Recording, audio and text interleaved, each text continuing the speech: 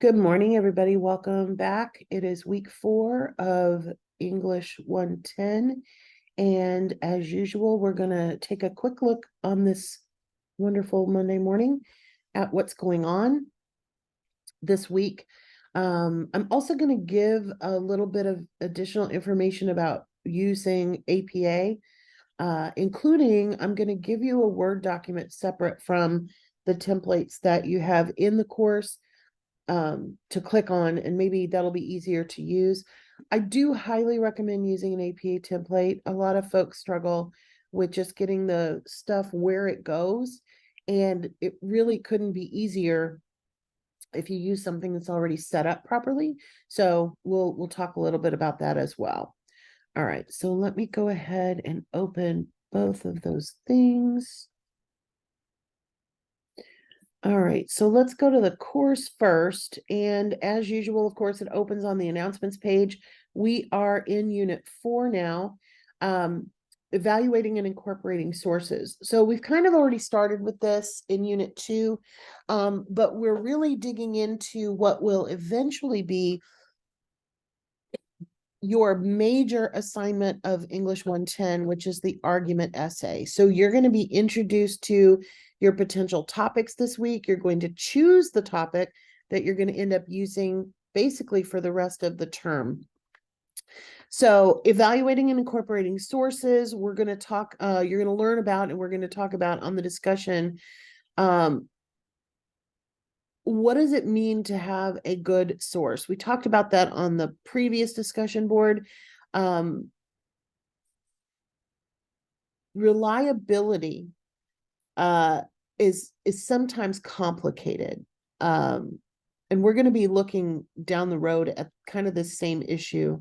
A lot of people during the Unit 2 discussion board talked about facts versus opinions, and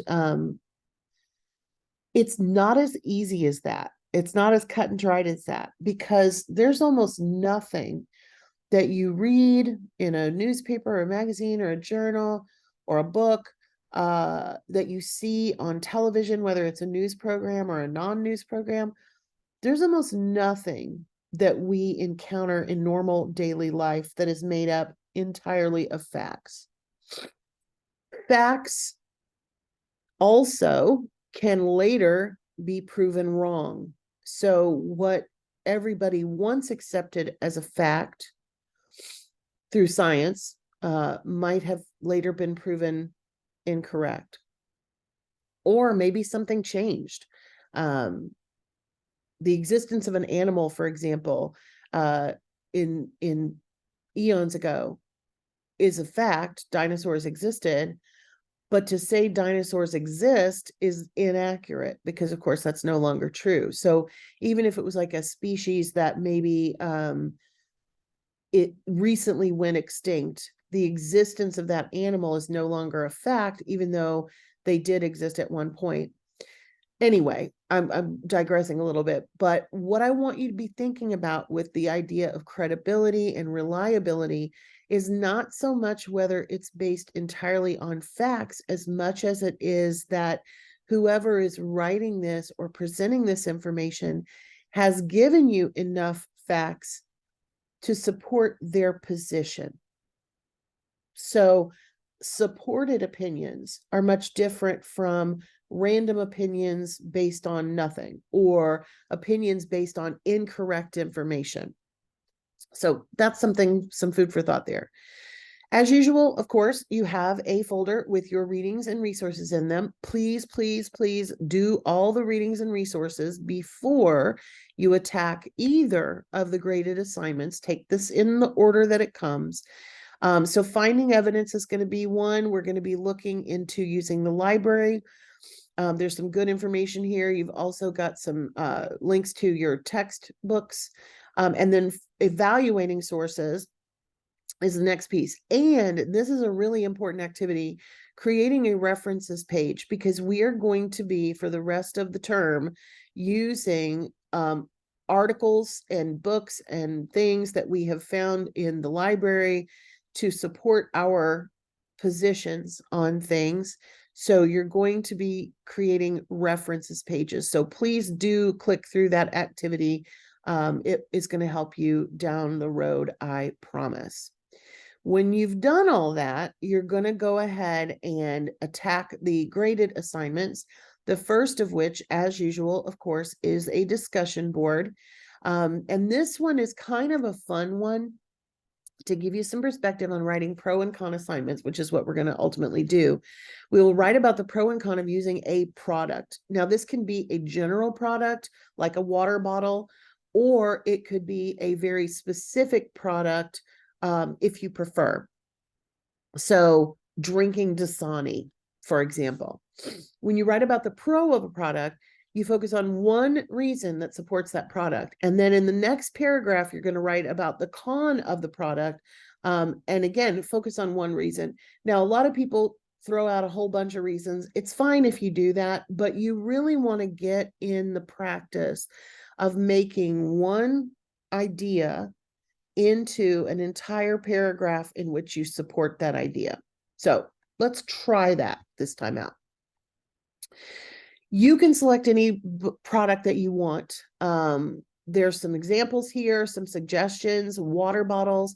And I had a few terms ago when this first became the list that was in this assignment, I had a student get so angry about how dumb he thought it was to write about the pros and cons of water bottles. But it's actually a pretty rich topic. Do you use a reusable bottle or do you use a plastic bottle? You could write about the pros and cons of either one. Self-driving cars, a lot of people kind of go off of that and talk about electric cars or hybrid cars. Jelly beans, I personally, I enjoy that one when people do choose it. Video games, I think we've already got at least one on the board about video games. Ebooks, this one's one that's very near and dear to me because I do all my reading now on my phone, unless somebody just gives me a book. But most of the time I download books on my phone. But I've got a friend from graduate school who absolutely hates ebooks, thinks they're the devil. She loves real books with smelly paper and whatever, and I get it. But she gets so mad if people like ebooks. And I'm like, I don't know why it bothers you that I read an ebook. Anyway, but it doesn't have to be on this list. It could be anything. I've had people write about waterproof mascara. That's one that I've seen. Running shoes, like maybe you have a particular shoe that you really like or don't like, and you could write about the pro and con of the what is it that I wear, the Brooks Adrenaline 22.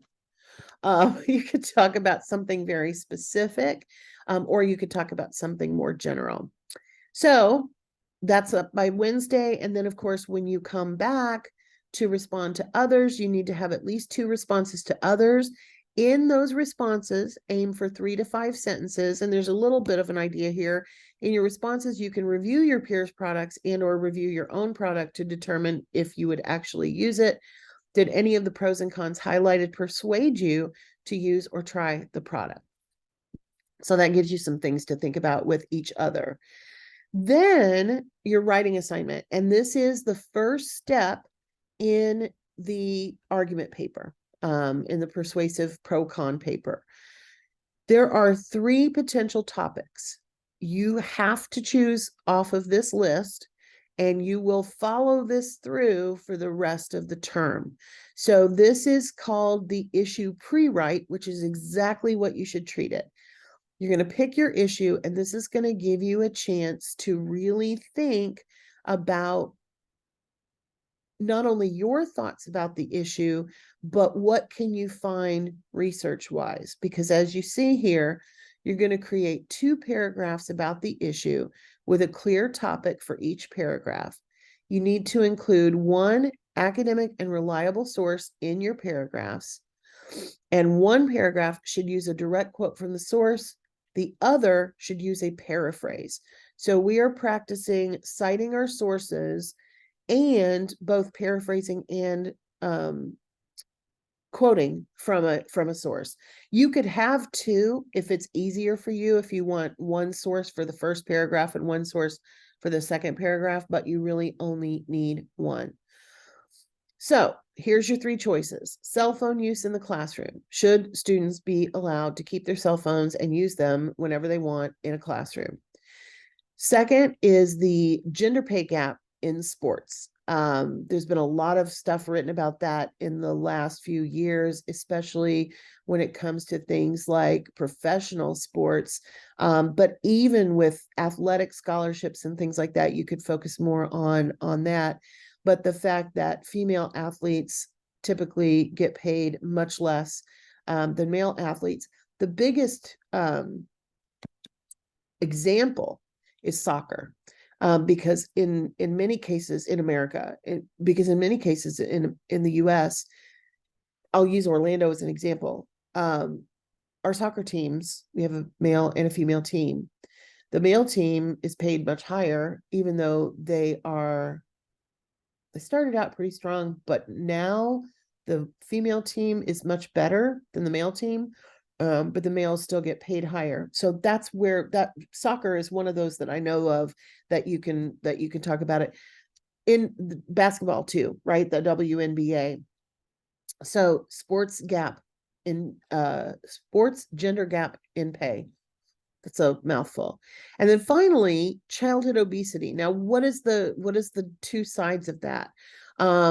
Mostly you can focus on why we have a problem with childhood obesity, what is happening in the United States to cause childhood obesity, or you could even take the position that childhood obesity is not as big of an issue as they make it out to be. So there are two sides to each of these issues, even though childhood obesity is more of a cause and effect type of thing. People don't agree about what causes it. So there you go. So two paragraphs. One of them will have a quote from an article. One of them will have a paraphrase from an article, and both of them will have citation. So I'm going to open this Word document. I want to show you what this is going to look like. I did this for my other class. So I'm going to change a few things here just for the sake of showing. I'm going to make this into childhood obesity. And we're going to make this English 110. Okay. So when you have an APA document, you have the title both on the title page and on the second page. Cannot get that right. This already has two paragraphs in it, even though it's not really done. But the one thing that I don't have in the first paragraph is the second paragraph has a quote in it. So in the first paragraph, I'm going to put a cited paraphrase. So Grinstead argues that self-care is, I'm going to use the article that they have been assigned just because I don't want to find articles that are on each of those topics. And I don't want to do it on just one because I don't want to do your homework for you. So I'm just going to keep going with self-care. So Grinstead argues that self-care is one of the ways we can relieve stress and anxiety without medication or alcohol. And then we will still cite this, even though I have not used a direct quotation. So we've used Grinstead's name, so we don't need to put Grinstead in it, but we do need the year, which I happen to remember is 2019, and we're going to put the paragraph number. This article, you guys can look it up. It's on the post library, but this article is only 6 paragraphs. So I can easily use a paragraph number here. If you were operating with a much longer article that doesn't have page numbers or paragraph numbers, then you would just use the year. Okay, so that's what it's going to look like when you have a paraphrase And this is what it's going to look like when you have a direct quote. Now I'm going to save this and I'm going to put this on the announcement so that you guys can see it. You will also have a references page. References in APA will be double spaced, just like this shows. It'll have a hanging indent, which we can tell it's a hanging indent if we click on here, because you notice up here on the ruler, the bottom triangle is over by a ½ inch.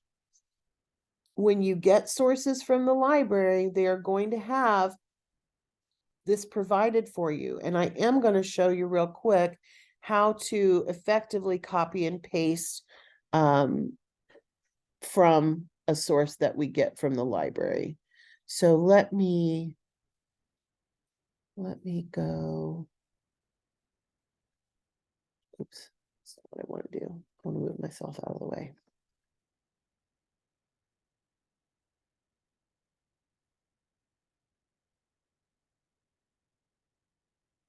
All right, so we should,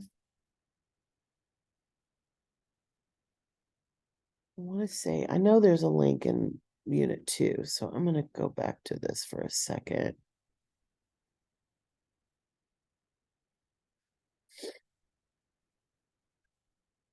All right, so I'm going to sign in.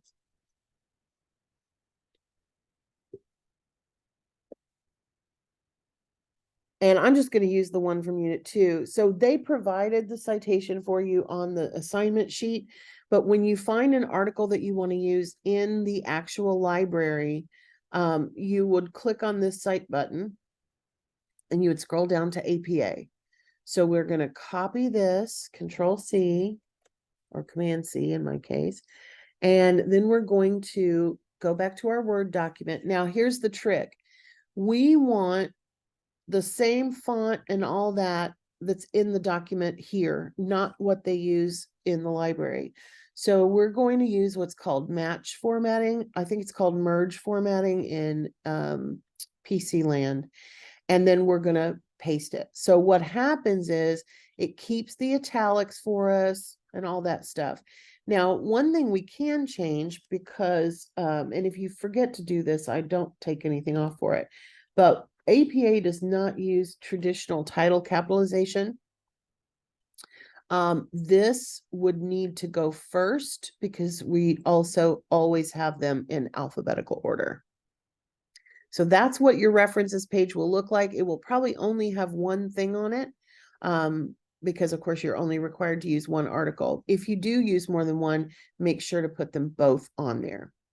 So, as usual, if you've got any questions, don't hesitate to reach out. And I will see you back here next Monday. I'm sure I'll talk to you in the meantime. But I hope everybody has a great day and everybody take care of yourself. Have a good week 4.